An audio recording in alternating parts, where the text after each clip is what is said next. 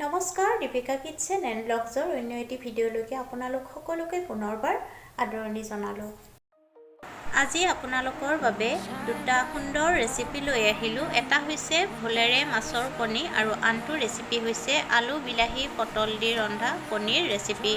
আশা কৰোঁ আপোনালোকে ৰেচিপি দুটা চাই ভাল পাব আৰু যদিহে ভাল পায় তেন্তে ভিডিঅ'টোত লাইক, কমেণ্ট, শ্বেয়াৰ আৰু চেনেলটো ছাবস্ক্ৰাইব কৰি কাষতে থকা বেল আইকনটো অন কৰি থ'বলৈ একেবাৰেই নাপাহৰিব।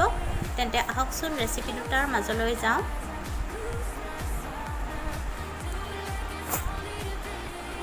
কেৰাহী গৰম কৰি তেল দিব আৰু তেলখিনি ভালকৈ গৰম হ'লে তাত শুকান জলকীয়া আৰু পাঁচফোৰণখিনি দি ভোলখিনি দি দিব। একেলগতে নিমখ হালধি দি লৰাই 2-3 মিনিট ভাজিব লাগিব। 2-3 মিনিট ভজাৰ পিছত ঢাকনিখন লগাই দিব 5 মিনিটমানৰ কাৰণে। 5 মিনিট পিছত ঢাকনিখন গুচাই ল'ব আৰু পুনৰ অলপমান লৰাই ভাজিব লাগিব। তাৰপিছত ভাজি ৰখা মাছৰ কণীকেইটা দি দিব লাগিব। মাছৰ কণীৰ বৰখিনি দিয়াৰ পিছত পুনৰ লৰাই 2-3 মিনিট ভাজিব লাগিব।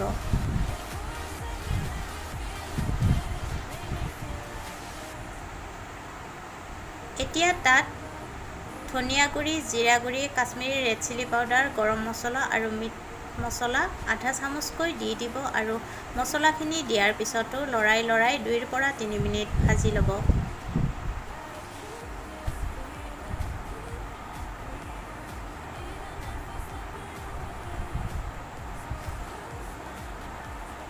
পুনৰ ঢাকনিখন লগাই দিব 5 মিনিটমানৰ কাৰণে।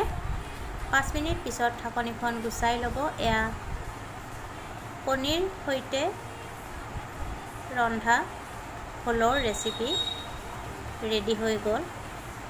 মাছৰ কণীৰ সৈতে ৰন্ধা এই ৰেচিপিটো চাই ভাল পালে লাইক, কমেণ্ট আৰু শ্বেয়াৰ কৰিব চেনেলটো। এতিয়া আহক 2 নম্বৰ ৰেচিপিটোলৈ। কেৰাহী এটা গৰম হ'বলৈ দিব আৰু গৰম হ'লে তাত সৰিয়হৰ তেল দি দিব আৰু তেলখিনি যেতিয়া ভালকৈ গৰম হ'ব তেতিয়া তাত নিমখ আৰু হালধি দি দিব।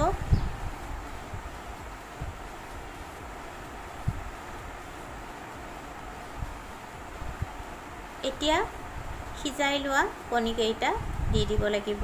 কণীকেইটা দি ৰঙচুৱা হোৱালৈকে ভাজিব লাগিব।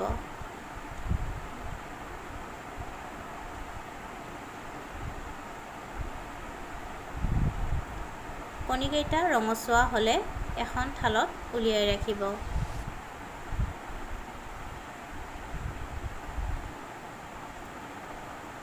সেই তেলখিনিতে কেঁচা জলকীয়া দুটা দি দিব আৰু ডাঙৰকৈ কাটি লোৱা পিঁয়াজ এটা দি দিব লাগিব।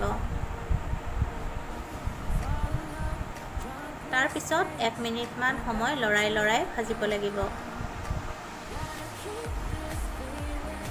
এতিয়া তাত খুন্দি লোৱা আদা আৰু নহৰুখিনি দি দিব লাগিব।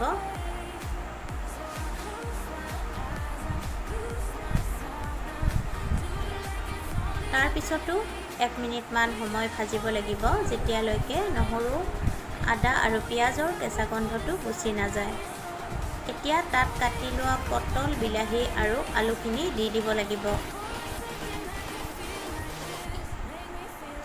তাৰপিছতো লৰাই 5 মিনিটমান সময় ভাজিব লাগিব।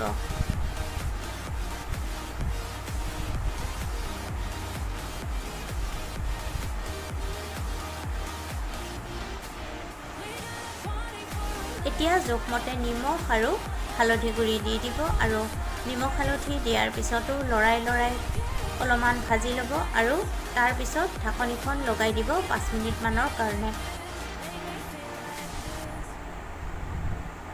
5 মিনিট পিছত ঢাকনিখন গুচাই ল'ব আৰু পুনৰ লৰাই ভাজিব লাগিব। এতিয়া জোখমতে গৰম পানী দি দিব।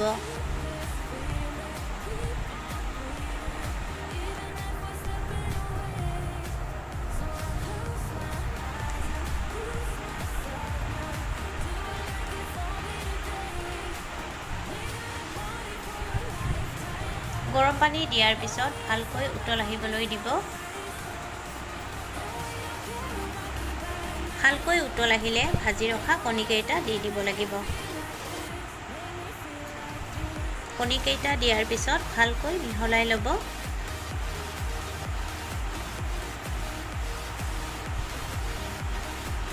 ঢাকনিখন লগাই দিব 5 মিনিটমানৰ কাৰণে। 5 মিনিট পিছত ঢাকনিখন গুচাই ল'ব আৰু চেক কৰি চাব পাচলিখিনি সিজিছে নে সিজা নাই।